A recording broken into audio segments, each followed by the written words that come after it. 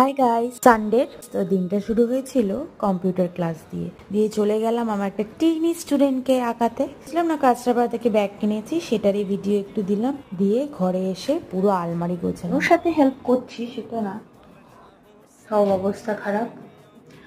পুজোর মানে একটা হেক্টিক বিষয়, পুরো আলমারিটা মায়ে গুছিয়ে। যাই হোক, হচ্ছে আমার খুটকুলি আর দিদিকে নিয়ে চলে এসেছি জুতো কিনতে পুজোর জন্য। ও জুতো সিলেক্ট করছে, ও এই জুতোটা সিলেক্ট করেছে। এবার যাই বলো না কেন, পুজো পুজো কিন্তু সেই ভাইবসটা নেই। যেমন এই আমরা সবাই জেনে যে ঘটনাটা ঘটেছে আরজি করে, প্লাস এই ওয়েদারের অবস্থা। যাই হোক, লাঞ্চ করলাম মাটনের ঝোল আর ভাত দিয়ে। আমার তো মাটন ভীষণ ফেভারিট, তোমাদের কেমন লাগে অবশ্যই জানিও কিন্তু।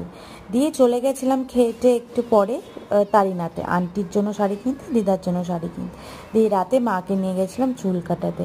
চলো আজকে এই অবধি, আসছি পরের ভিডিও নিয়ে, টাটা।